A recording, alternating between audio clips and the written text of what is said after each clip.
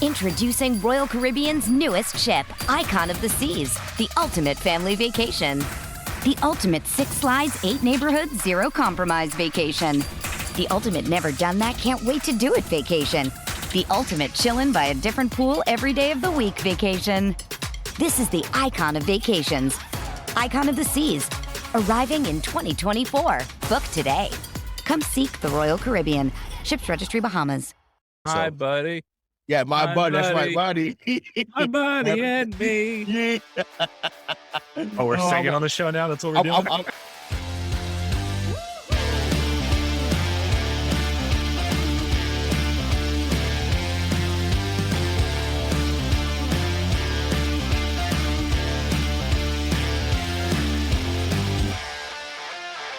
Welcome into Missing the Points. I am Hollywood Rayshawn Buchanan with my guy, Money Mike Angelo. What's up, man? How you doing? It's been a minute, man.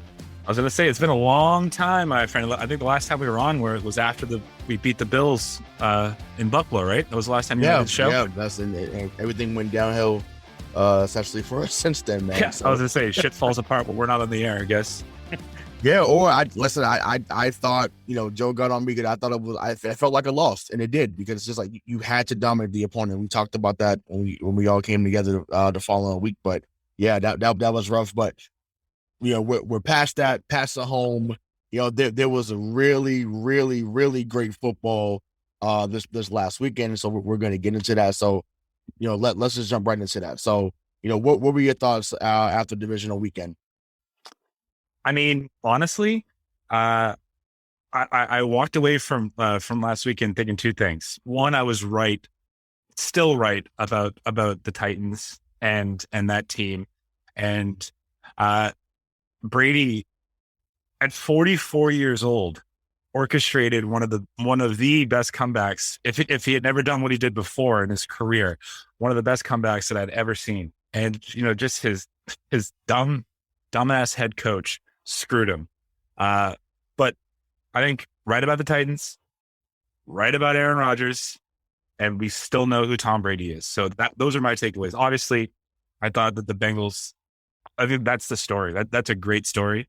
And it's fun to have a couple of different teams in the championship. I think this is the first time since 2010 that Aaron Rodgers or Tom Brady are not playing on Championship Sunday. So that's wild. Yeah, I think, I always got to bring basketball into it. I think that's how people looked at Shaquille O'Neal. Like, there was like some stat with him, like there's a teammate of his that's been in the finals like the last 30 years. I think that stopped when LeBron didn't go a few years ago. So yeah, it's crazy how that happens. But I mean, we got to start with Bills and Chiefs. Like that, it was just crazy how that game unfolded. So, the question I got to ask you was, was that the best game you've ever seen? Well, okay, so the best game? No, I still think 20-3 is the best game that I've ever seen. But this was I've never, like the final 2 minutes of a football game, it's well, you brought up basketball. The final 2 minutes of a basketball game can take hours, right? And it's just boring. This was the opposite of that. Just the two heavyweights going back and forth, trading blows. And you just knew, I mean, or I did. I didn't think that the Bills were going to do it. I still have such faith in Patrick Mahomes in Kansas City that when he needs to ball out, he still can. But from a Patriots fan perspective, that was the greatest non-Patriots game I've seen in a very long time. And we learned what I think we already knew, but we didn't want to accept it. We are light years away from being able to compete with those two teams. So we're not the class of the AFC anymore. Yeah, no, that's fair.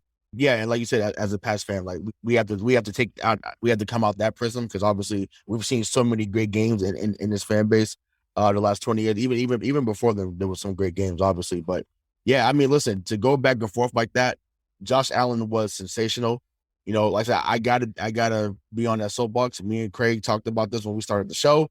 Back in 2020, we mentioned that Josh Allen was the guy going forward, and people just wasn't believing. Even people that was listening to us was like, no, like, guys are crazy. It's like, no, like, he showed it his rookie year. Like, I remember that game, excuse me, after I think it was against Minnesota, when he leapfrogged the guy to get a first down. And I was like, oh shit, like if he ever figures it out throwing and running at the same time, like it's gonna be his division. And that's what's happened. Stephon Diggs was nowhere to be found. So I guess, there was back-to-back weeks that, someone named Diggs just wasn't available. Sorry, Bobby, love you. But just saying, but it's like, damn, but it's like he was talking all that shit about him being the best wide receiver, and so much rhetoric was being spewed, and you were on a milk carton. You was missing. Like it's unbelievable. But I mean, listen, Gabe Davis, yeah. If you don't know, now you know. Can't finish the rest of that because we're wrong. But it's like, yeah, can't finish the rest of that. But yeah, if you don't know, now you know about number 13, Gabe Davis. He would have been the MVP of the game.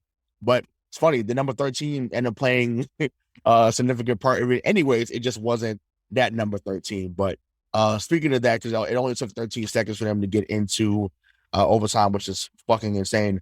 Does the OT rules need to change in your opinion? Well, before I answer that, what do you change? Like what the Bills voted against? They were one of the only teams in the league that voted against the current iteration of overtime.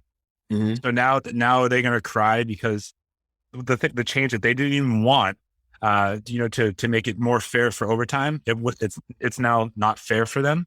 I just don't know there shouldn't be ties for sure. But, you have a number one scoring defense in the league this year. Stop them. Right? Just stop them. That's all you have to do. Or hold them to a field goal and then use your offensive firepower and drive down the field and score a touchdown. I truly don't. The only thing that I would change about overtime rules would be the ties, and that's in the regular season. I don't think that they need to change it. I mean, do you? And what would you have them do? I mean, to me, I think it would be cool to maybe shorten or bring it back down to 10 minutes, right? Bring it down to 10 minutes and then have each team have that possession. Like if you scored and they have a chance to come and score like I just in college, right? I think that to me is more exciting. Clearly, I think to me, the way Josh Allen, the way those guys were playing on Sunday, there's no doubt in my mind Josh Allen would have tied that game immediately after. Like that, if the rhythm was just there, the cadence was there. And how ironic because the old school Buffalo Bills offense was called the K gun. Offense back in the day with Jim Kelly, Thurman Thomas. Their wide receiver is escaping me at this moment, but either way, he would have matched them. He was playing as well as Mahomes on Sunday. So I just think that's something that we should have been able to see. Even same thing a couple of years ago, right? Kansas City was trying about, in Arrowhead, obviously, they get the lead or they tie it in overtime, and then we win the toss. In New England, and like I told someone else after they guest spawner, I said when Brady got that ball in the AFC Championship game, that stadium knew, Tony Romo and Jim Nantz knew, everybody knew it was ball game. It was over. Like drive home safely, fans. Have a great night. We knew what was going on. So yeah, I mean, am I glad that it wasn't changing at that time? Hell yeah. But as someone who wasn't involved in this Sunday, would I have loved to see them go back and forth and just kind of see who has the most points to the end? Absolutely. But granted, I agree with you. The tie, listen, that needs to go. The Steelers are not in the playoffs. We're tied this year. Some other teams in the previous years are not in it without a tie. So we need to get rid of that until New England goes 10-6-1 next year. And we're like, what are we doing? We gotta let them win. That's what's gonna happen next year, isn't it?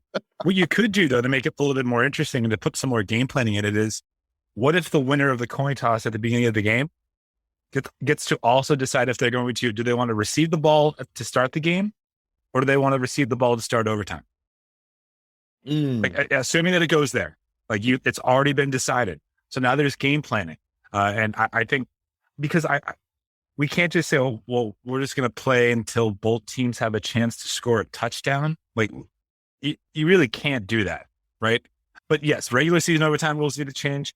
As a fan of of football, I thought that this game was was excellent. I thought that it was the right ending. The better team won. Yep. And yeah, don't cry about something when you have a top 5, or I think they were the best defense in the league. So what the hell are you doing? Yeah. I mean, and they can't say, oh, we didn't have Trey White. Trey White's been out for weeks. So that had nothing to do with it. Right. And guess what? 15 would have torched their ass regardless. Because when he's on, there's no one, and I mean no one, that can stop him. So it doesn't matter. A flick of the wrist and the ball goes 50 yards down the field. It's unbelievable. But or you don't fucking play prevent. You know, that it's just like, what are we doing? Why are you, just backing up? And then the guys that you need to cover, Tyreek Hill and Travis Kelce, which I think a video just came out today, as recorded on a Friday, but they oh my God, they was talking, oh my gosh, hey, he's like, oh, if you're gonna guard me like this, that seam route's open. So he's literally seeing the plays happen right before his eyes, and it happened. As we know, Travis Kelce's winning on and off the field. Listen, if you see his girlfriend, she is amazing. She is a 10. It is unbelievable. But needless to say, like you said, the better team won, and I'm excited to see them. And like I said, we'll talk about that during my conference championship prediction. So, any last words on this before we move on? I mean, I think I led off with my final words, and I apologize for that. But I bring it back to, through the prism of a New England fan. You are far away. It's not close anymore. So you spent $250 million guaranteed last year, and you're still this far away from competing with those two teams. Yep. And it's unfortunate, it starts to go get my guy to Alabama, number 8, John Mechie. I'm gonna bang that drum until they do it in April. I'm gonna keep screaming that name. So now, listen, our guy, it's perfect. I'm doing the show with you. Our guy, Tom, Tampa Tom. Now, the Brady bunch down in Tampa Bay, man. Rams Bucks. Before we get into Brady, I gotta ask you this question, because I've been waiting to ask you this. Has your narrative on Matt Stafford changed after this game? No. Matt Stafford did everything that he possibly could to lose that game in the fourth quarter. And the only reason that the Rams won is because that moron of a head coach decided that that's the time that he was going to call a blitz. And you leave the best wide receiver in the game, one of them, top 5, right? No, he's the best in the game. Uncovered? What are you doing? Like that, Todd Bowles, I don't even know if that was, I blame Arians, because I thought that we saw the adjustments that Tampa made in the second half. And I believe that was all, that was all Todd Bowles. So I don't know. I truly have no idea what Arians was thinking, but you cannot let, Cooper Kupp caught every pass in that final drive, every pass. What are you doing? Like, that's the time you play prevent defense, honestly. Or you play zone. But you think about it, they're down, 27-3? 27-3. And then in the second half, Matthew Stafford, he had a pretty good game. He was 28 of 38 for the game. I'd argue that majority of his incompletions came in the second half. He was sacked twice. I thought that team did everything that they possibly could do to try and lose it. So yeah, I think Matt Stafford has always had the unfortunate circumstance of having a putz as a head coach, and he played in Detroit. Aside from Caldwell, I thought that was the best for him. But now he's with someone who doesn't fear anybody. I think the one thing that I took from this is, maybe the players on the field were getting a little rattled on Sunday, but McVay wasn't. Right. Like he kept his team in there. So long story short, no, I still think Matthew Stafford is a loser until he wins. No, I mean that's fair. We disagree on this. You don't say. Yeah, I'm a Matt Stafford supporter. Like I've said vehemently on the show, I want him to replace Brady in New England. I think he's the real deal. Once again, when you've made the careers of Brandon Pettigrew, Titus Young, Marvin Jones, obviously Megatron. Like, it did not matter who his weapons were. The man put up numbers year after year after year after year. Now, granted, most of the time they didn't really have a strong running game. So obviously, if you don't have a running game, you're gonna have to throw it. But he consistently put up numbers. You know, I always loved his toughness. Like I said, he won me over. Really, his rookie year. You know, it's a game that's on NFL films. You know, basically, it's almost like his shoulders kind of separated, or like I think he got hit hard in the shoulder. And he's like, no, look, I'm gonna finish the fucking game, basically, whatever. I'm paraphrasing, but you know, gets the game winning drive, and I was like, oh, like this kid is real. Like he's gonna be. He may turn the tide for Detroit. And once again, for them, as bad as they've been, for him to get to the playoffs twice with them, like there should be a statue outside of Ford Field, Stafford, for getting him to the playoffs.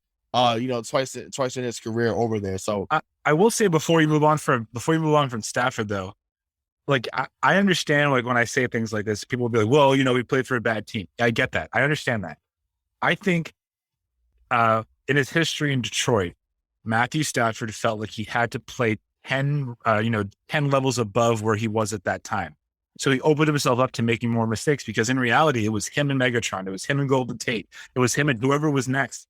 That would be the reason as to why that they were going to win that game. They're going to lose because of the Lions. The only reason they're going to win is because of the things that he did. Right. So for him to become a winner, I think he needs to understand the moment, right? And I thought he got a little tense in this game. I'll be really interested to see how he plays against the Niners on Sunday, because that'll be telling. If he thinks that he has to be the reason that they win and do it all, they're going to lose. Because that team's good enough where they just need him not to make mistakes. Save it for the prediction part. Save it. but no, that's once again, valid point. I just think it was so fitting that it was Sue that was making the rush towards him as he throws the pass to Cup. It was just like, you sucked in Detroit, or we both sucked in Detroit. I'm trying to stop you, and just a nice little flick, like you said, flick of the wrist. And Cooper Kupp was just sitting there, you know, had a chance to get some lemonade, had a chance to get a sub. It was all that. It was crazy. Unfortunately for Tampa, sorry for a step on your toes there, but unfortunately for Tampa, Ndamukong Suh was the closest defender to Cooper Kupp. But what the hell were they doing? What were they doing? Hey, listen, Antoine Winfield, hey, buddy, you was talking a lot of shit last year after, you know, what y'all did against Tyreek Hill and them boys, and I get that, but I don't know. Like, this is your Marcus Lattimore moment. Like, you on tape forever, buddy. You on tape forever. It is on a loop. I know, because I watched it about 20 times this week. It's sad. It's sad, brother. Like, you were on the blooper reel for a long time unless y'all come back and win next year, and people will forget. Well, I mean, I won't forget, because I'm gonna keep talking about it. But it was crazy to see. But you know, hey, you know, at the end of the day, you know, they made enough plays, you know, to win. But you know, now to bring it to our guy, obviously, you know, he mounts a great comeback. Would have been his greatest comeback, obviously, if we hadn't seen Reed in the Super Bowl, 5 years prior. But you know, does he hang it up after this? Is he done after this? In your opinion? So, like, right after the game, I was thinking that he doesn't want to go out this way. Well, all right. So here's my honest take, because I've been thinking about this literally since the game on Sunday. He's got nothing left to prove. In that game, he was the reason that they tied it up, right? 27-27. It was him. I mean, he played such an immaculate second half that he always mentioned is, you know, this is kind of like a cheap heat, right? Or sorry, the show formerly known as cheap heat, trademark, not implied. But he, like Taker, like, he never wanted to leave. He didn't want to stay too long and become a caricature of himself, right? If there was ever a way for Brady to leave and walk away, and you know, like, that is the best way to go out, aside from winning a Super Bowl, this is it. You're down 27-3 with 4 minutes left in the third quarter, and you bring your team back to tie it up. Like, yeah, you should go out. Now, I don't know if he's going to. I'll say, you know what? I'll say he's done. I'll say it. Ooh, okay. So you got that on wax. So I feel like this was okay. Let's stay there with the wrestling, right? This we got the 3 wrestling guys on here, so Craig that's behind the scenes for us. But let's just say this is his WrestleMania 33 moment, and we're gonna do what we're taking, right? The Rams like the Roman Reigns, and they ended up defeating him. Like, man, like I can't believe he lost like this. Like he should have lost this early. Then the next year comes back. Basically has a squash match against Cena, but looks great. So to me, I think he'll have a moment like that where he comes back next year, and they'll kind of maybe run through people again at age 45. It can't be in Tampa though. Hey, come on, man. Come on. Come on. They are so screwed with cap space that they can't afford to keep him and everybody else. Come home, then, Tom. Come on. Oh, he wants to leave, throwing to Mike Evans, Rob Gronkowski, Scotty Miller, and he wants to throw it in. He wants to throw it in N'Keal Harry and Jacoby Myers. Like love you, man, Jacoby. I'm your supporter on the show, but the only place that Brady would go that I think makes the most sense that he has an actual shot to win a Super Bowl next year is Tennessee. But they can't do that because if they cut Tannehill, that's $50 million of dead cap space. It's worth it. I mean, you're not wrong. Yeah, thank you, Craig. Like, it is worth every freaking penny. I do it tomorrow. I said I'd get him a guitar out of the Music City Museum, whatever, out there in Nashville. Whatever they wanted.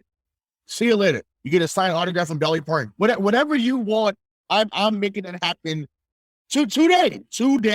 Like that. There's no way. Look, we saw this man. I'm like, we might as well get there because I'm like, we brought up Ryan Tannehill, so we can bring up Bengals. But like the man lost the game for them. He lost. He like 2 picks I know how you feel about Henry. So I'm prepared for the takes, even though it was his first game in weeks, but it's okay. Ryan Tannehill lost that game. So listen, if Mike Vrabel wants to keep his job and add to his legacy outside of what he did as a player, Mike, listen to me. Coach Vrabel, listen to me, sir. Get rid of 17. He's not worth it. He's not worth your job. He's not worth your energy.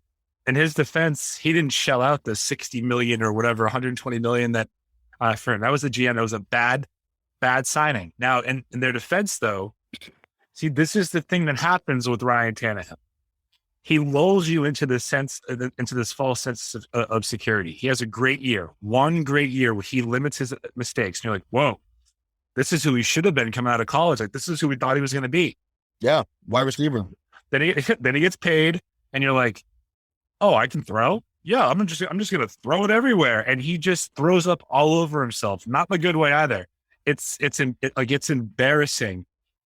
It's embarrassing how predictable it was, right? Mm-hmm. So when I tell you that Derrick Henry can never be the reason that the Tennessee Titans win a Super Bowl, or your running back can never be the best player on your team.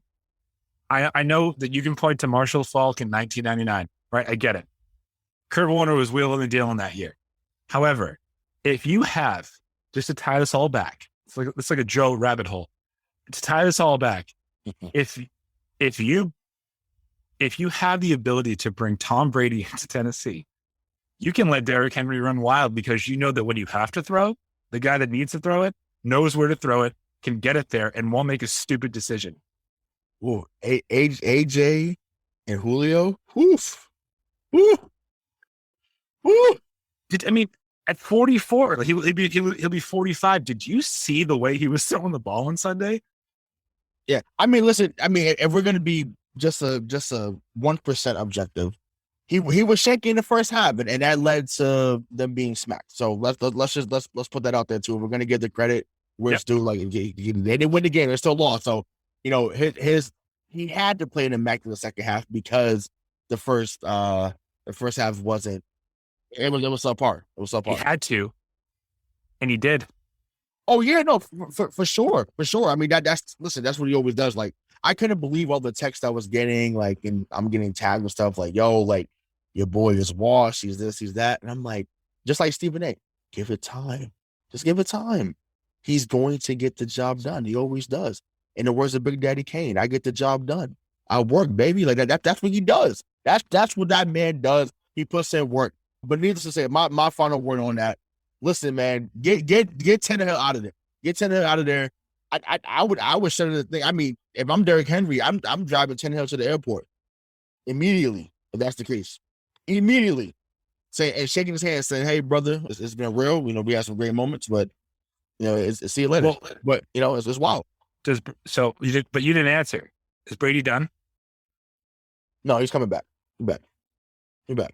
I don't think he goes to Tennessee though. I don't know where he's gonna go, but honestly, actually, you know what? No, I'll put it on wax.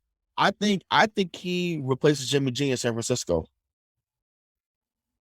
Oh, because Jimmy G's done it. I think he's done. I think Jimmy G's done in San Francisco if they lose, or when they lose, because they're not going to beat. We'll get into that. I'll save it for it, but I think he'll replace Jimmy G, which is what the storylines of that would be phenomenal. Could you imagine that? Jimmy leads into the NFC title game and then gets friggin' ousted by Brady again. So there are two spots besides Tennessee that I think he can go to that they have the cap space because their next quarterback is on a rookie deal. Miami or San Francisco. Now, Lady G, she loves Florida. Doesn't want to leave, right? Doesn't like the cold. But, and who knows? I don't know. Like he's weighing, his family's decisions more. That makes sense. He's dedicated the last 22 years of it. Miami would be fun just to watch him drop it on Bill's forehead twice a year. Like I'd move back down there. Yeah. But I mean, I'd move back down there immediately. That's him going to San Francisco. That's the boiler dream coming true. And if he can do that, I mean, I'm in. Right. And it's like, that. I just from a storyline perspective, I need that to happen. And then he throws a pass to George Kittle like Montana threw to Clark. And it'd be against the Cowboys. That would be perfect. That would be a perfect way. Everyone would do it. Perfect. If Brady goes to okay, now this is a big hypothetical. We're gonna really spend a lot of time here. We're already there. Let's do it. If Brady goes to San Fran, Gronk's gonna go with them. So now you have Brady, Kittle, and Gronk, along with Debo. I mean, you get everyone. Ooh. Listen. I'm getting a football boner thinking about that. I was going to say, you look like you need a happy tissue, right? Oh my God. Well, let's go to my week. Like I said, we can go another 30 minutes on that, honestly. So let's leave that there. So listen, Packers 49ers, that was another game, that ended, down to the wire. So I got to ask about your guy, Aaron Rodgers. So, should he get full blame for the loss, or does he get a pass because it's cold? Yeah, because it's cold. Yeah, because the weather conditions, baby. It was cold out there. Was that his first time playing in Green Bay in January? It wasn't. We'll say he doesn't play there often in January, or only plays there once usually. But he's been there since 2005, 2006. Figure it out. It's going to be cold. I told you, I not you directly or specifically, but the listening audience last time I was on with Joe. I will never pick Aaron Rodgers to win a game in January or February, ever. To quote a great head coach, he is who I thought he was, and he always will be. He's a choker. Now everyone's going to be like, hey, well, he didn't lose a game for you. Sure. He damn sure didn't win it. I mean, you have back-to-back MVP caliber years, and in your first game after a bye that you earned because you tore through the entire league, making me look like a jackass. 20 of 29, 225 yards, no touchdowns. Yep. That's who you are. That is exactly who you are. So, no, it's his fault. It's always going to be his fault. Always. Yeah, he's 1-0 in Super Bowls. Sure. He's also 1-5 in conference title games. The man, he's a great player, right? He has questionable medical advice, but Ooh. I would just say he is the definition of a choke artist. And I'm glad he got his ring, but he's never in a conversation with Brady. You know what? He's never in a conversation with Troy Aikman. Like we always dog on Bobby on this show. Troy Aikman won. He won 3 titles. This guy's. I mean, I'm so sick of Aaron Rodgers. And what's going to be more fitting is he's going to go to a place like Pittsburgh, right? I could see him going to Pittsburgh next year. All those weapons, they're going to go 16-1 in the regular season, and then he's going to choke in the playoffs because that's what he does. I trust Mike Tomlin more than I trust Matt LaFleur. So it's a little different. I trust Mike Tomlin to at least get to AFC Championship. He'll get there. He'll get there with Aaron Rodgers. You can rest assured that. With a guy that can still throw, and then Najee Harris is doing this thing on the ground, he's going to coast off that. That ship to sail with me when it comes to getting on Mike Tomlin. I used to get on him quite a lot early on, but that wasn't a knock at Mike Tomlin. That's just a knock. No, I know, Aaron but Rodgers. I'm saying, yeah, but the coaching matters. We just talked about a coach messing up the stuff for Brady. Like coaching matters. So Mike Tomlin's he gets the job done. Like I said, the man's never had a losing season. They find a way. So I think he'd be awesome over there. Personally, I think he's going to Denver. Him and Jerry Jeudy. People talk about Mahomes and Hill as they should, but Aaron Rodgers and Jerry Jeudy, like it would be you talk about class in session. Class would be in session. It's cold in Denver in December. So is Jerry Jeudy. So I'm telling you, man, it would be that would be special. That would be special. That would be a special combination. Obviously that whole team has to stay healthy because they have a decent defense, but oh my God. Him and Jeudy, I would pay to see that, as much as possible. And then you get to see Mahomes against Rodgers twice a year. Oh, that would be beautiful to watch. We got robbed a bit this year, because of this question about medical advice, but that's a whole other topic for another day. But yeah, no, I hear, I had to ask that question. I wanted to set you up. I threw the alley-oop, but you slammed it home like Blake Griffin. So I appreciate that. Yeah, of course you should get the blame. Of course you when you're the best player, when you're the highest paid on the team, you should get the lion's share of blame. Now, he didn't, like I said, he didn't lose it, then win it. The special teams lost that game though. Sure. When block punt, block field goal, whatever. So they go returning for the touch. It gets returned for a touchdown. So that's the game. But to me, it's just wild that you have Devontae Adams, you got AJ Dillon, you got Aaron Jones. You got your boy back at Randall Cobb, all this other stuff's going on, and you still couldn't get 7. Just 7 points would have been enough. Like this would have been the 2000 AFC Championship game with Oakland and Baltimore. That's all you had to do. Your defense showed up. They was there. They are like all you had to do. And Devontae Adams could have been the Shannon Sharp of the game. We throw a little quick slant. He run 80 yards. Ball game. Now it's you against Stafford again, and then you could do a discount double check saying that you own Matt Stafford like he's had his whole career. That's what it would have been. But no, you could have scored 7 points. So now you're home on the couch like the rest of us, enjoying the rest of the NFL playoffs, getting a Tostitos and cheese dip or salsa, depending on what you like. Now you're on the couch forever. The thing about him though is like in last offseason we heard, I just would have, you'd think with all the stuff that I've done here, and people would have me, help make the decisions that I could be an ambassador for Green Bay. Why would anyone want to go to Green Bay to play one game in January and go watch the Super Bowl like the rest of us? They know everyone. You know what? Again, he's one of the greatest, most athletic quarterbacks that I've ever seen. The guy's just not a winner. Not when it counts. He is, every generation has it. And he's Peyton Manning. Peyton Manning won 2, but Peyton always had great regular seasons, right? Always. And then for a long time, up until about 2006, what was he? 6-9 in his playoff record? Something like that. Yeah, 'cause I remember the 41 nothing blowout actually to the jersey I'm wearing.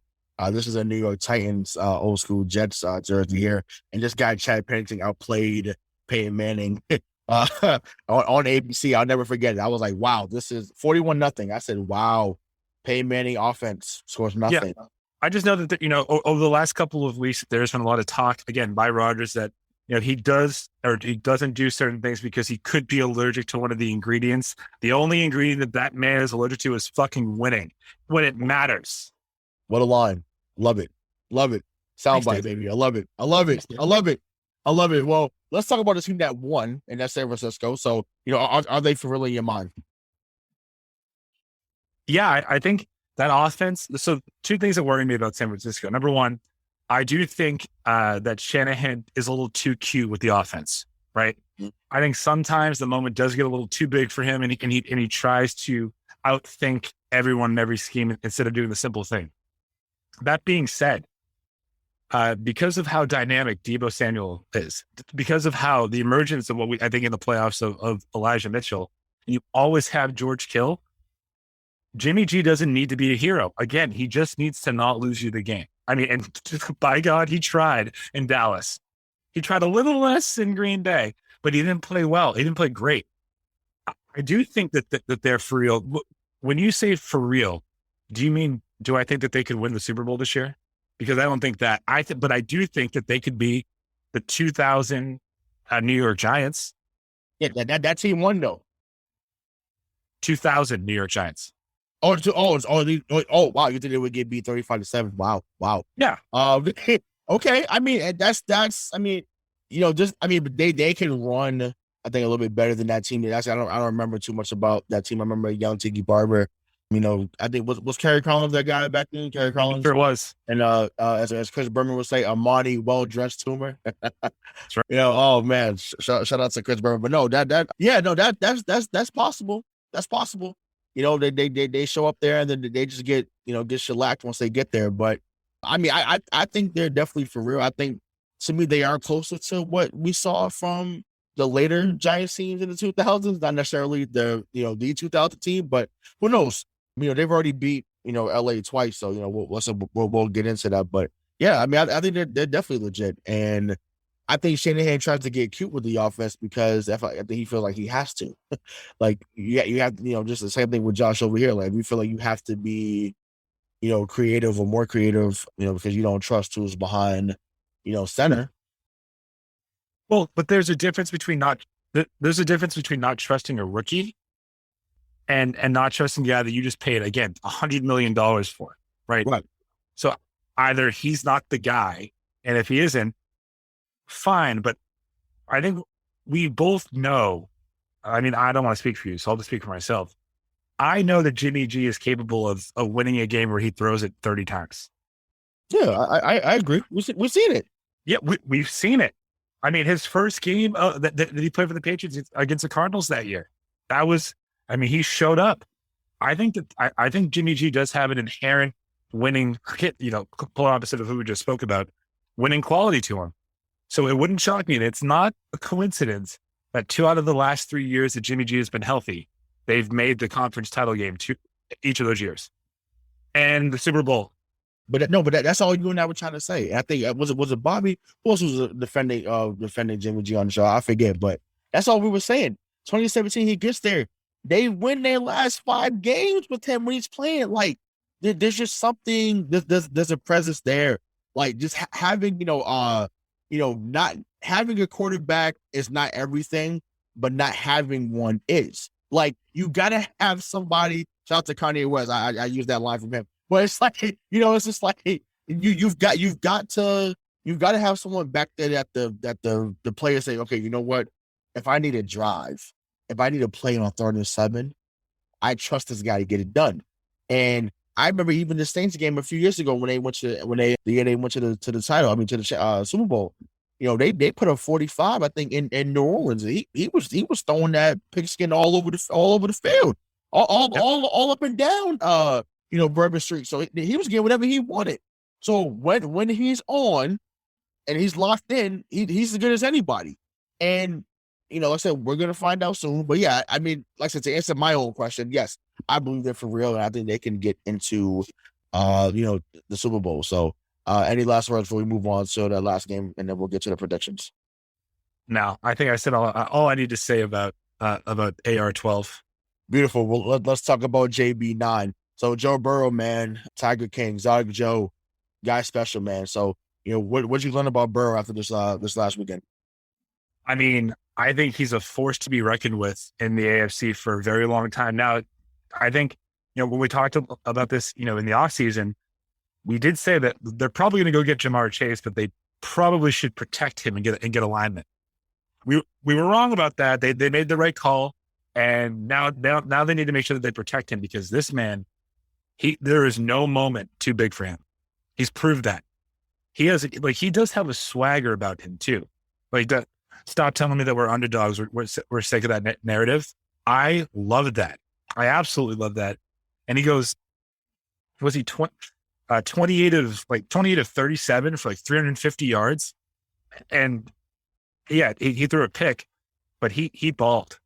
And I mean, that team, if Joe Mixon is healthy and Jamar Chase, T. Higgins, I mean, that's a great offense. And their defense showed up too. I mean, I would say, I don't want to spoil your next segue, but I knew that the Bengals were going to beat the Titans, because the Titans need to win a game. The way that they win a game is by controlling the clock, a lot like the Patriots won this year, right? Because for whatever reason, Tannehill will screw up. So they need methodical drives where Derrick Henry, has, let's say, 25 carries for 130 yards and 2 touchdowns, and they own time of possession. When they go up against a team that can score first and score fast, it's done. Then you have to rely on Tannehill. But to know that, year 2, that Joe Burrow was everything that you thought he would be when you drafted him, I mean, Cincinnati should be really happy with themselves for the next 10 to 15 years. No, yeah, for sure. I mean, special talent. I said that to lead off the segment. He is phenomenal. I mean, like you said, he's never scared, and that's going to serve him well. He's embraced being a Bengal. He's clearly the best quarterback they've had since Boomer Esiason. And I know those that are listening are going to say, well, what about Carson Palmer? Yes, Carson Palmer had a few good years there. Unfortunately, the Steelers ended that, with that knee injury, kind of changed everything for him over there. So, still put up some decent numbers over there, but, he will be remembered as the best number 9 in Bengals history. And then, if they get to the Super Bowl and somehow win it, he already passes Boomer. And I know Boomer was an MVP. I know obviously, they got there against San Francisco and got slaughtered. It was a joke. The game was over, so they got off the bus. But yeah, it was like, he's been Joe's been awesome. And who knows? Maybe I mean, it's a little over 50 years ago, but maybe this Joe reminds me of another Joe, that came against a Goliath back in the day and found a way to get it done. So. Well, as long as he doesn't try and get it done with Susie Colbert, just another Joe will be fine. Oh God! Okay. Yes. You can keep that, Craig. You can keep that in there. It's fine. Yeah, I didn't say anything wrong. I have to be ready for that shit, and I never fucking am. That's the problem. I'm never ready for that shit.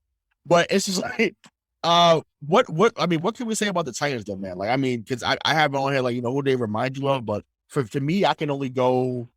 I compare a lot of stuff to basketball. To me, the Titans are the Utah Jazz of football. It's a death by 1,000 paper cuts. They're gonna play the right way, and once it gets to the postseason, they'll have a game where like, damn, they really can. They can go. Mitchell's hooping, Gobert, all those guys, and then bam, someone that, like you said, someone that can score, that can put 40 on your head, and it's like, oh, wait a minute, when we only have one gear, and that's the problem. They have one gear, and it takes them out of the game, like I said, immediately. So is that accurate to you, or do you have another analogy you can use?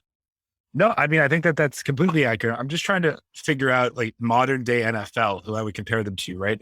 But my first thought was it was the early 2000 Giants and Ravens, but the Ravens could, I mean, they won it, early on, but they have a guy that can throw. He can throw the ball a mile. And he would prefer to throw it to the other team when it counts. They had a great running back. You know what? They are the Minnesota Vikings before Brett Favre got there. Okay. Great rushing attack. They have great skill players. They just don't have the guy under center that can make them better. Coaching's good, pretty good, right? Defenses, they showed up too. I mean, the Bengals are a pretty high-powered offense, held them 19 points, pretty good. They just don't have the guy. So I would say it's that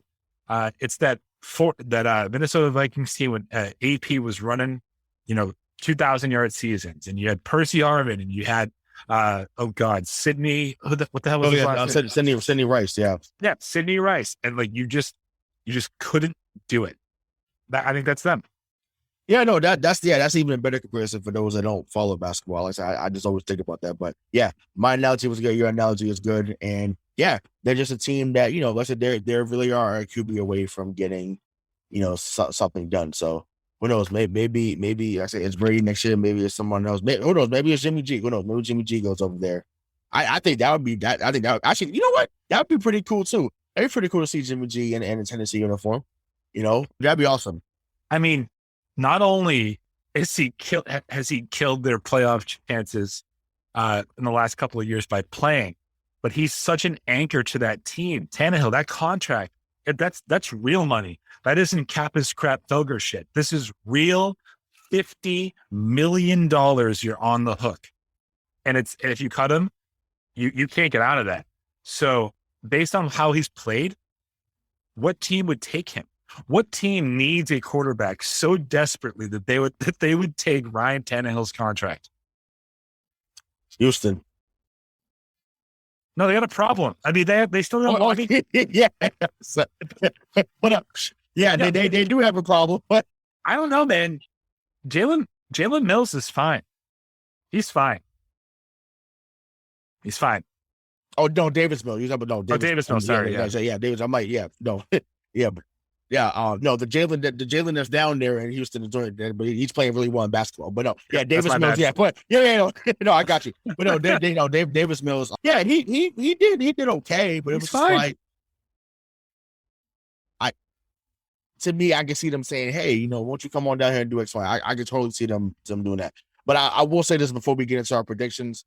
Ryan Tannehill, for what I could think, I'm just doing this on my head. I didn't look this up, and Craig can fact check me if in the chat if he needs to, but Ryan Tannehill has received a $96 million deal, and then he got $118.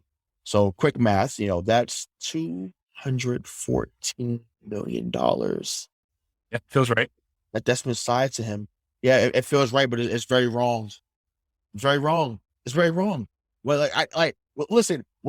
As this show continues to grow, we need to find out who Ryan Tannehill's agent is. That's what we need to figure out. Who is your agent, Ryan Tannehill? Because we need you to represent Missing the Point. I need that to happen. Either way, we're gonna be worth the money. So I can tell you that right now if you want. Yeah, go ahead. Yeah, go ahead. We need to find that man because it's unbelievable. He's from CAA Sports, and what was the question you were asking about his contract? No, I'm saying so. He got a $96 million deal, and then he got 118. Correct. $62 million guaranteed. Yeah, crazy. But I'm saying we need to find out who the agent is, because I'm like, listen, as we continue to grow, we need someone that's going to fill the bank accounts just like that. That's right. Like it's amazing. I'm not mad at it. I don't know your name, sir or ma'am. Yeah. But all I can tell you is we won't cost you as much, and we will damn sure show up when it matters. So you should bank on us. Right. It's Brian. Right. It's Brian Aralt from CAA Sports. Cool. Hey, Brian. Friend of the show. Yeah, friend of the show. Yeah. Best friend. Yeah. My bestie, my buddy. Wherever you go, I'll go, Brian. I need that type of money, big dog. My buddy. Yeah, my buddy. That's my buddy. My buddy and me. Oh, we're singing on the show now. That's what we're doing. I want that to be the name of the episode so badly. My buddy. I know it won't be, but I want to be my buddy. I got you. Yeah, please. All right, let's get into the conference championship. So we kind of danced into it, but so we got Bengals Chiefs. So what are your keys to the game for that one, Mike? Well, the keys to the game are don't let Patrick Mahomes score 50, right? Don't let that happen. Or 40. Yeah, maybe if you have defenders that you think can stay within 5 yards of Tyreek Hill, let them do that, right? Like, because if you play soft coverage against him, they're just gonna dump it out and flat, and he's gonna burn you. So, I think that with the Chiefs receivers, they remind me a lot of, I'm doing this flashback Friday, but they remind me a lot of the early 2000s Colts. Like, if you knock them off their spot early, it's hard for them to get there. But if you just let them run their routes as they're designed to do, they will tear you up and they will spit you out. So don't let that happen. I also, Kansas City lost to the Bengals already beat them. I mean, they beat them in January. It was 34-31. So again, typically when you go into Arrowhead, you're going to have someone, and you go up against Mahomes and Hill and Kelsey, that moment gets pretty big for you. I don't think the moment's going to be too big for Joe Burrow. You just got to be able to keep up. So Jamar Chase needs to show up. Cincinnati's defense needs to just not suck enough to lose. And if those two things happen, I think Burrow will do enough to win. I mean, if you think about it this way, sorry for rambling. The Bengals average 27 points per game. The Chiefs average 28 points per game. The Bengals allowed 17.5 points per game. The Chiefs allowed 28.5 points per game. So the Bengals can score just about as much as the Chiefs can, and their defense is better. So on paper, I know it's an Arrowhead. I know it's Mahomes about to go back to his, trying to get back to his third straight Super Bowl. I think the Chiefs are the underdogs. I'm all in on this Joe Burrow. We're not the underdog narrative anymore. On paper, if you take your gut out of it and you just look at it, the Bengals are a better team. They're a more rounded team. They're not better offensively, but they're 11 points better defensively this season. Right. Well, 15 is the gut buster, and he's the Grim Reaper. Just that's his new name apparently now. So he defies all logic. So logically, yes, Cincinnati should be in this game, have a chance. 15 defies all logic. He just does. It's ridiculous how quickly they score. Like, and listen, the game that did it for me was him. It wasn't even the game against us. It was the year after. You're down 24-0 against Houston, and I'm like, oh my God. I'm like, Deshaun Watson's finally showing everyone why he's on par. And just like that. You sent it right back to the spa. Yeah, Jesus. Yeah, he definitely needed a massage after. Oh my God, they went on a 40-0 run. 40-0 run. Like it's like, what the fuck? Like how? Like it's just like what do we like? What do you do with that? So yeah, they just have to. You have to be ready for the onslaught. It also helped that you have a coach that can hold him to no points in the first half. Like the guy I know up in all through one. Then that helps. But that's probably not going to happen because none of those coaches are even close to the coach that we have here. Needless to say, I got Cincinnati, but I got Cincinnati. I got Kansas City win this game, and it should be a shootout. I think it'll be very close to what we saw last week. But that leads me to what I want to ask you next. Obviously, we talk about Burrow, we talk about Herbert, Allen, Mahomes, but I think people are kind of painting Mahomes and Allen to be the next rivalry. But how do you feel about this one really being the next rivalry? Because I think this has some legs to be the next great rivalry in the AFC. So yeah, I'd love it. The AFC, man, is just so young now. They're set up like this conference is going to be taken care of at the quarterback position for the next 10 to 15 years if all goes well. I mean, unless you're Craig and you think that Mahomes only has 2 more years left, well, he's great. You said 4 years ago, 2 years ago. So I do think that this is it. And this is compelling because now you have 2 teams, 2 quarterbacks that are not afraid of any moment, that can put up 20 points in 5 minutes of possessing the ball.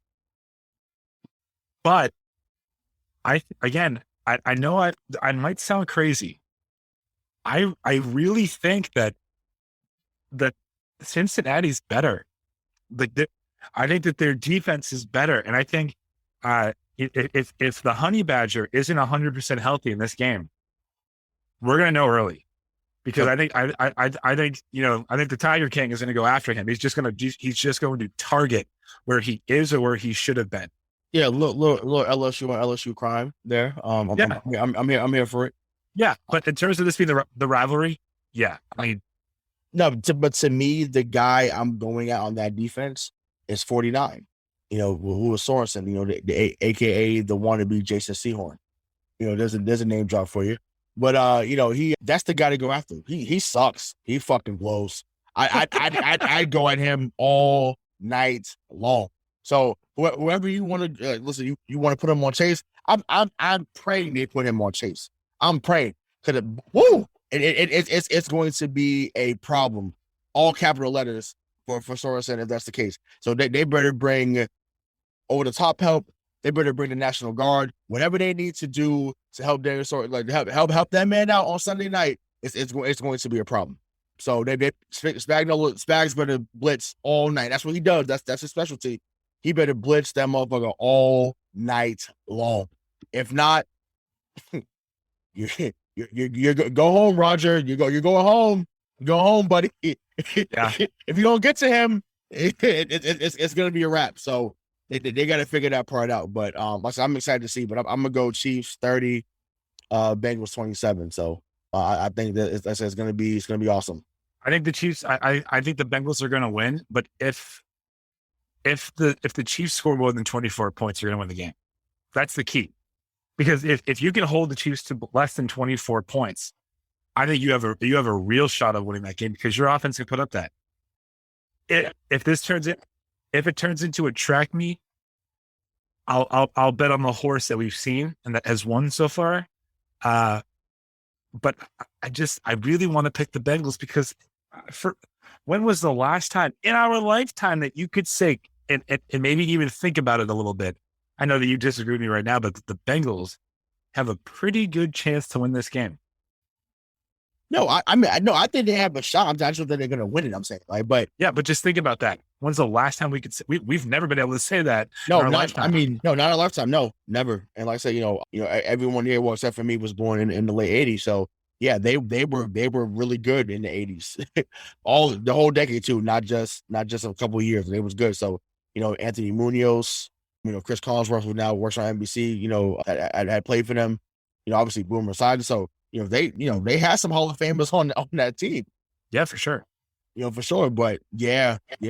But hey, listen, this is not your Achilles Smith Bengals. Johnny Carter's not walking through that door. Peter Warrick's not walking through that door. So they have come a long way. Marvin Lewis isn't walking through that door. Washington, huh? Said Marvin Lewis isn't walking through that door, which is the best for them. Yeah, exactly. It's just like wow, but that's so we'll see. But yeah, in our lifetime, we have not seen that, and like I said, either way, it's going to be a phenomenal game, and I can't wait to see how it unfolds on Sunday evening. So, but let's get to the other game in the NFC. So it is the Rams 49ers part 3. So it is the trilogy. Obviously, the 49ers I think have won both matchups. So same question I asked for the other. So what are your keys for victory for everything is going to win? Yeah. So I think conventionally, I would say, or historically, it's hard for a team to beat you 3 times in the NFL, like in the same season. Like that doesn't happen very often. But I think that the San Francisco offense is dynamic enough and that their defense, again, San Francisco's averaged 25 points a game. They allowed 13.5 points a game. LA allowed 27 points a game and they allowed 19, right? So San Francisco can score just as much, but they allow fewer. The keys to the game are Jimmy G not making mistakes. Now, when I say that, I mean he can't make 6 terrible throws. He can make 4. He'll always make 4. That's fine. If he makes 6, they're going to lose. And by that same token, I think that if we see a situation where the Rams are down 7 or even 10 points in the second quarter, Stafford's going to freak out. I think he will. Prove me wrong. I'd be glad. I'd be really glad to see that Matthew Stafford leads him on a fourth quarter comeback. But I will say what we've seen from San Francisco in the last 2 weeks are if you can just keep it close until the fourth quarter, they're going to try and let you in. Like, just capitalize on those mistakes. So I think this is like such a basic answer. It's don't make mistakes, don't make 6 bad throws, and remember what got you here, right? It is Deebo. That man is different. And for the Rams, it's, Cooper Kupp. Make somebody stop him because nobody could. Yeah, I actually think it's going to be the OBJ game, honestly. I think OBJ is going to have a field day come Sunday. He's due. And he's had a good stint with them since he's been there. It's time. And I know Joe ended up changing his stance on what he thought, but yeah, he's been great for LA. And I think it's time for him to remind people how good he can be when the lights are on. So I expect him to have, it won't be like a Gabe Davis type thing, but can I see 5 receptions for 120 because they're paying so much attention to Cooper Kupp, and then we forget that you got a barn burner right next to you, because if he catches something in a slant, he's out of there. He's still got track star speed. He's still super quick. So I totally expect him to have a decent game. And far as the best Stafford comeback in the fourth quarter, he's actually had quite a few of those in his career, if I'm not mistaken. Game-winning drive is like, once again, even though they sucked in Detroit, like he's had a lot of those over there in Detroit. So I'm totally fine with him being in that moment, saying that he can lead something to come back. If they're down 7 or down 10, but they find a way. Now that's Jalen Ramsey, step up. Aaron Donald, step up. Leonard Floyd, step up. So they spent all this money on getting guys on defense as well. It's not just on Stafford and the crew offensively. It's on that defense now. Okay, cool. You need to find a way to hug Jimmy G, because Aaron Donald is phenomenal. Best interior lineman I've seen in a long time. Probably since Warren Sapp. Unless I'm missing somebody, but that's the first guy I thought of. They need to be 0-2 Tampa Bay on Sunday. That's what they need to be. And they need that. They need that type of Von Miller. Von Miller. Yeah. Von Miller too. Yeah. Like we need 2016 Von on Sunday. So if they get that, they're going to the Super Bowl, and it'll be Rams Chiefs, and we'll get a rematch of that Monday night game back in 2018, which is one of the best Monday night football games I've ever seen. But like, listen, I don't think Jimmy G throws more than 10 times. I really don't. So when you say, so maybe it's a 6 good throws, and then the other 4 just trash. If he makes 6 bad throws out of 10 attempts, they're in trouble. I think stat line will read at the end of this game, Jimmy G, 18 for 28, 232 yards, a touchdown, and a pick. So I'll give a stat line for Jimmy G. I'm going to go 18 to 30. I'm joking about saying they're going to have a beat. He has to throw more than 10 times. He has to. So 18 to 30, 2 touchdowns, 3 picks. It's going to happen. Jalen Ramsey is going to get one. Hell, Von Miller might mess around and get one in the beginning of the game. So you just never know. He's just really friendly, and he wants everyone to be involved. So he's going to make sure that the Rams are involved as well. But it's going to be a family affair. But yeah, I got Rams Chiefs. So are you going Bengals 49ers in the Super Bowl? Yeah, I'm going. It's Flashback Friday, man. Or you listen to it on Saturday. It's this is 1988 all over again. Okay. This time I'm going Bengals and 49ers in the Super Bowl, and Bengals are going to win. Okay. Yeah. I'm going Rams Chiefs, and I think that Mahomes is the second. Perfect. It'll be, 34, something like 34-27, something like that. It'll be a shootout, but like I said, it'll be, I think he gets a second ring, and they start changing the narrative or adding to the narrative, because he's already looked at as the best ever in some people's mind already with winning one. But like I said, the man's a special talent. So, well, yeah, that does it for our NFL. No. It does not. What else do you want to add? The Baseball Hall of Fame. Sorry. That's what I said. That's what it does. Oh. It does. That's what it ends up with baseball. If you let me continue, sir. Thank you. Don't start off with that. That does it for no. It does not. I said that does it for our football portion, because Craig can vouch for me. That's why Craig shook his head. Thank you. I know. They appreciate that. You keep that in too, Craig. So now that exit for football. let's move it on to the Baseball Hall of Fame. So, listen, man. Obviously, David Ortiz. Obviously we know he started his career in Minnesota, but everyone remembers him as a Red Sox, as they should.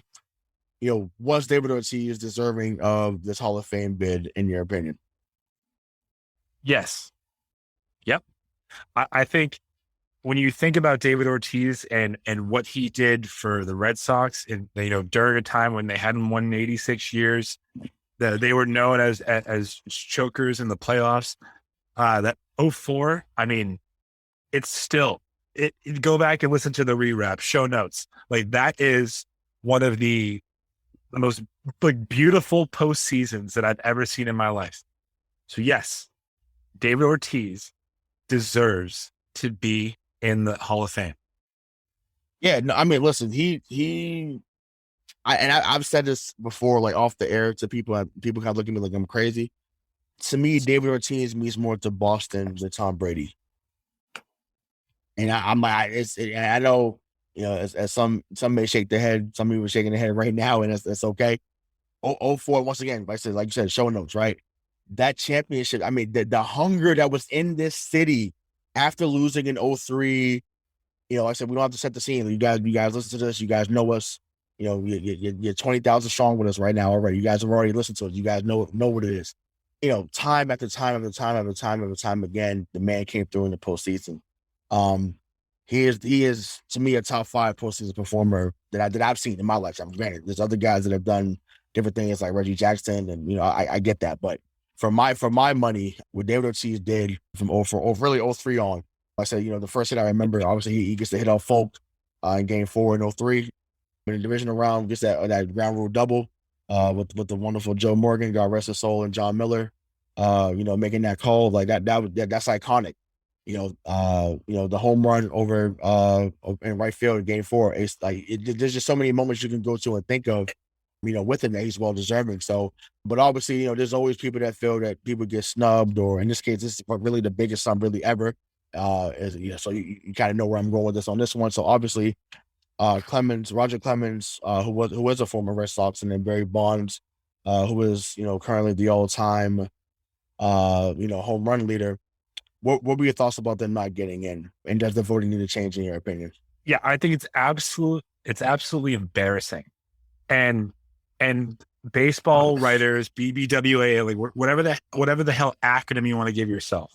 If you're grading people and allowing them to enter the Baseball Hall of Fame based on whether or not you think that they did steroids or performance enhancing drugs,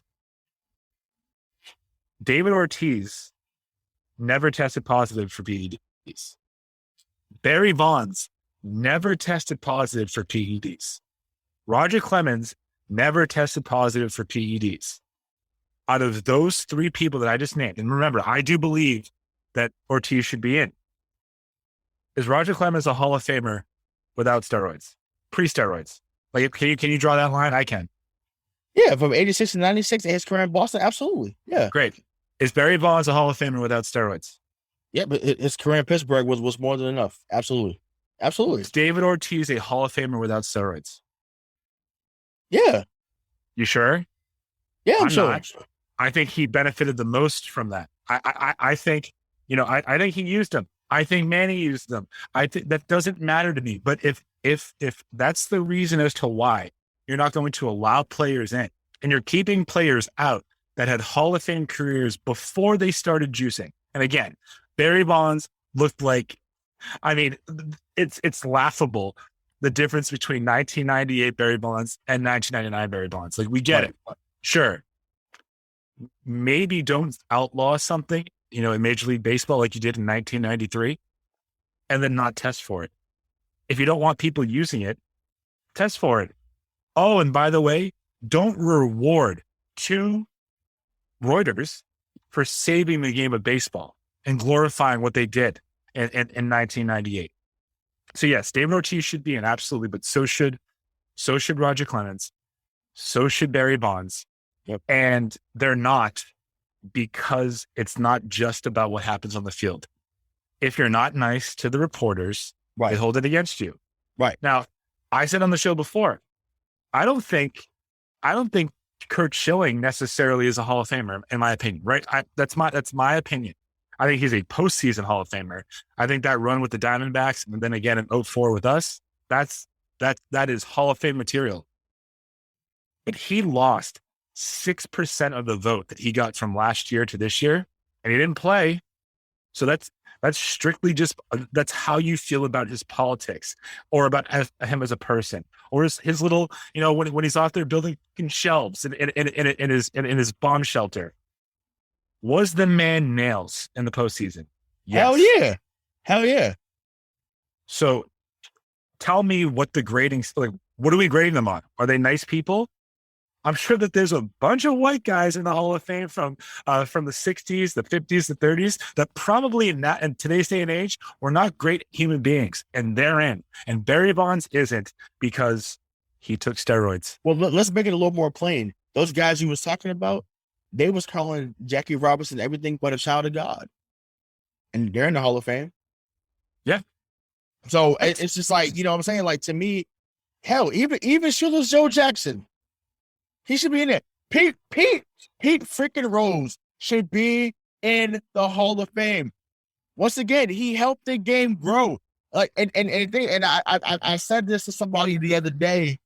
I said, we're treating David Ortiz like he was fucking Brady Anderson. And I don't like that.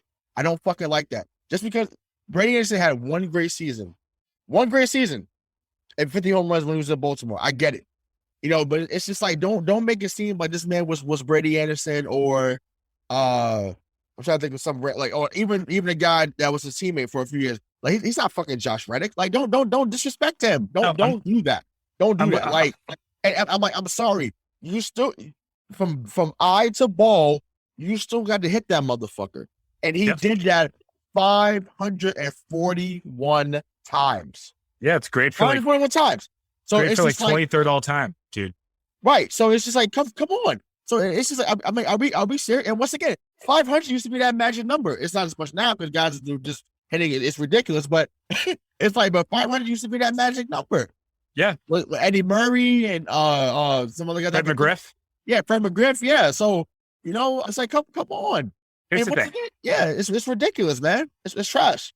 I think that they all use steroids. I think they all use performance-enhancing drugs. I do think that. Cool. But if that's the reason why you're saying that two people are out, and we'll just all assume that all three of those people did it, who benefited the most from using steroids? And out of those three, I would argue would be David Ortiz. He didn't play a position. He didn't have a natural swing at all, by the way. Like, it wasn't God's gift to swing like Ken Griffey or even Barry Bonds, right? It was an unorthodox swing that required power, and he was powerful consistently. Yes. But the argument can be made that the baseball writers let him in because he was a media darling, and not because that his name or his sample was leaked, and they're going to discredit it because it was leaked. Great. That's fine. But as a DH, you benefit more from using PEDs, and he started using when he was teammates with Manny. Sure, but it's like, to me, yeah, the DH thing. Okay, I hear you. It's him and Edgar Martinez. There's no one there's no one else to even talk about with the DH position. Frank Thomas. Right? Frank Thomas played first base though too. He played first base, but I'm not looking at anyone else. But but if you want to put him in there, fine. Like, Frank Thomas was also a beast, but like I said, I think about it, he also played first base. But listen, if guys like Tim Raines are in, Harold Baines is in, Don't Jeff tell Bagwell. me. Jeff. Yeah, Bagwell. Bagwell. Yeah. Another former wrestler we got drafted by. But yeah, but it's like, come on. Like, don't tell me that Roger Clemens and Barry Bonds are all of Fame. Yeah, the media thing that absolutely played a part in it. And sometimes I do wish that they had played that they had played the game a little bit, because you should not have a Hall of Fame without those guys. Now, great, they can still get written in. I get that. I forget the process, but they can still get written in. They can still find a way. It's not going to be the same. But the what? The Veterans Committee. Sorry. Yeah, the Veterans. Yeah. So it's just like that. That to me, that needs to happen. Because it's like, come on, listen. Listen, that 2001 season when he had 73 bombs, like Carl Ravish on Baseball Tonight, and I remember this, like, this man, they was on there every night showing something this man was doing. He hits it high, he hits it deep, it's on in here. Like, you heard it every night. That was every night. That was, I don't know the Giants guy that does the games, but I thought that was a pretty good impression. But that's really what was going on. Like, everybody was tuned in. And even in 07, when he passes Hank, when he hit for 755, I think against San Diego, it's a bomb in the center field. Like, this man helped grow the game. The eyes were on San Francisco. The game, like, people wanted to see what he was going to do on a nightly basis. Like, same thing with Roger Clemens. The man had 320 strikeout games in Boston. I think one was against Seattle. I think the other two are the other ones against Detroit. So I'm just like, this man performed. Got to Toronto and performed. Got to New York, still performed. Like, what are we talking about? And I don't care. I don't care what he put in the system. I don't care. The man did what he had to do to stay on the field. And if you can't understand that as someone who didn't make it past fucking high school baseball, like, just get over it. Then get over it. Get over. It's ridiculous. Sorry. I got into my Kyrie Irving mode. Like, damn it. Like, it's ridiculous, man. Here's what I'll say. Right. I just have 2 points. Before we're done with this, you said, like, what needs to change? If the answer to the question, if you're going to grade people on PEDs, if the answer to the question is, was this player a Hall of Famer without them before he started using them? If the answer is yes, they have to get in. You have to let them in, because if that's the only reason that you're grading them, then they pass. Because when I say that, Barry Bonds, from the year 1992 to the year 2004, did not hit below 34 home runs in a season. For 12 straight years, he averaged 34 or more home runs per season. And I think in 6 of those years, he hit more than 40. Once he hit 73. The man was an 8-time Gold Glove winner. He could play defense. He was the only member that they literally made a club for him. It was a 500 club. 500 home runs, 500 stolen bases. That man should be in the Hall of Fame. Roger Clemens should be in the Hall of Fame. What needs to change? They need to remove the human element out of it, because now, and I think what you do outside of your profession, as long as you don't hurt people or animals, or like you really cause any grief to anybody, right? It shouldn't affect how people look at you for what you do in your profession. That's what I would say. If you cheat, I don't care. Like, is Tiger Woods not going to be in the Hall of Fame because he cheated on his wife? Doubt it. She took a 7-iron to his face. That's my $500 million, and he was a success story again. Right. I'm not mad at her for that. So I did the same shit. But no, that's my issue though. And we had him on the show, and there's some others that think like him. Chumbo Dan. But it's just like, they think this way. It's just like, but he's fair. They was just a Hall of Famer though. Yeah, he's a Hall of Famer. Sure, but he's not inconsistent. He's not like people who. So I guess he's wrong. He's wrong. That's fine. He's wrong. David Ortiz is a Hall of Famer. Manny Ramirez is a Hall of Famer. Period. But what Dan did, and what others didn't, is Shaughnessy made a blanket statement. If you ever used, I'm not going to vote you in. That's his stance. There were 40 writers that voted for Ortiz that did not vote for Clemens or Bonds. What stance do you have? Because it ain't about it. Not you, about them. Because it ain't about PEDs. It's about who was nice to you. That's it. Well, I mean, we all know that Bonds was a jerk. We know that. We know that. Oh, he was a jerk. Regardless, you tuned in to watch the man play every night. And once again, we talk about postseasons, and I get it. The man was getting, he was getting intentionally walked with the patient loaded. I get that, but if we want something about postseasons, it's not even fucking close. It's not Barry close. Bonds, I mean, his best postseason was 2002. He was excellent in that World Series against the Angels. Like, people forget about that. Like, he played they lost. Yeah, it's a 6. But he played so well. But up until that point, he was a choker. Like, he was terrible in Pittsburgh's NLCSs and whatever, and their deep playoff runs. He was notoriously bad. Towards the end of his career, he got better, and he was fire that year. But yeah, I think. Listen, when you see me post that it's embarrassing that David Ortiz is in and that Bonds and Clemens aren't, I'm not saying Ortiz shouldn't have been in. I'm saying that those other two deserve to be there as well.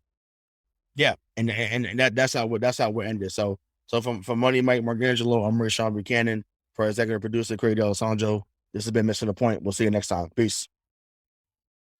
Miles, are you ready to record our promo for Season 2 of the Wanna Bet podcast? David, have you ever seen a grown man naked? Miles, we're not here to quote lines from Airplane. We're here to tell people that Season 2 starts August 18th.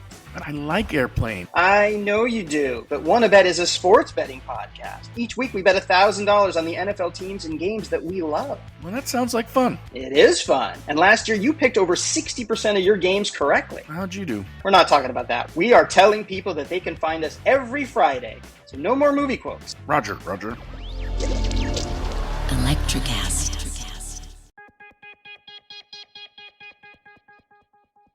Step inside the marketing mirror to uncover marketing secrets, discover gems, tactics, lessons, and campaigns you can use, next gen or fundamentals. Grab the marketing magic to improve your marketing and win more business.